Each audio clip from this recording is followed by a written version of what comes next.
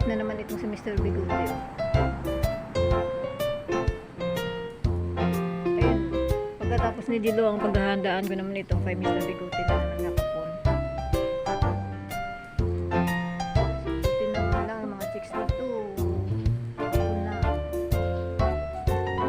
Ayun. Jilo, huwag kang makit din sa pinakataas kasi matitinik ka dyan.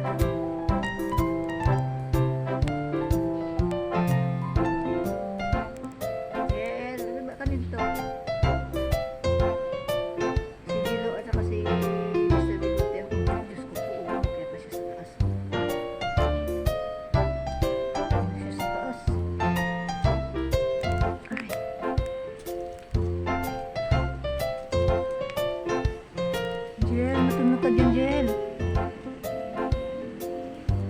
Baba. Baba ka kayong dinig mata mo, oh. Delikado dyan.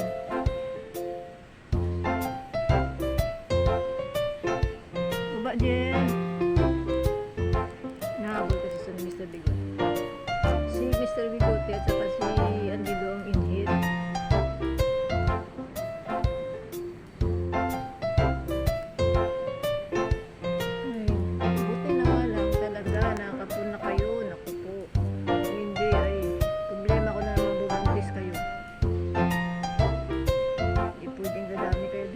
Wala akong makakain sa inyo. Dadami kayo dito. Mapapagalitan ako ng amo ko. Ha? Baba na, baba. Eh, naku, tinumba niyo ba yung tanim mo? Tinabasan ko. Sayang, ang ganda pa naman ito ng paso na to.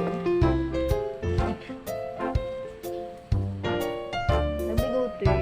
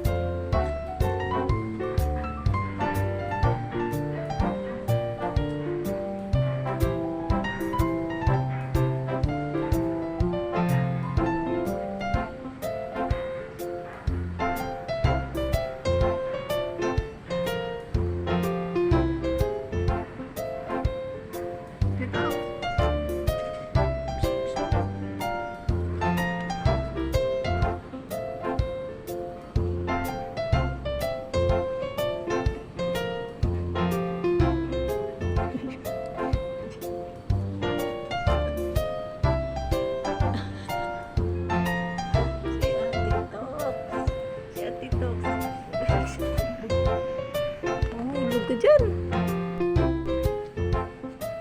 Ano na naman ninakit niya yan?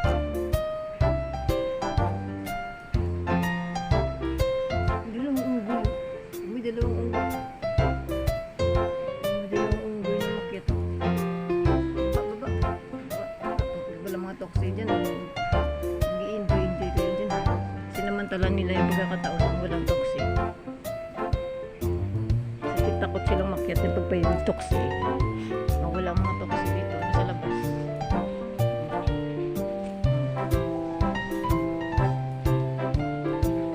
Wala. Kaya yan sila makyat-akyat.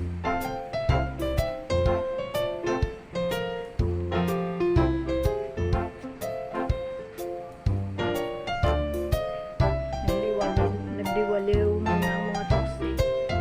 Nagdiwaliw sa labas. Kaya ito mga to, sinamantala nila.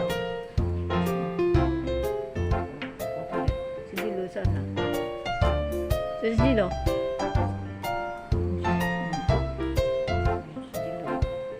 Si Jilo. And si Jila. mag-enjoy sila muna. Ayan na lang natin muna mag-enjoy dyan. Yung mga toxin nandito eh. Kaya, toxin. Hindi walay. Walay sila. Isa nandun. Isa nandun. Kanya-kanya kotse. Mga anak ng contractor yata to.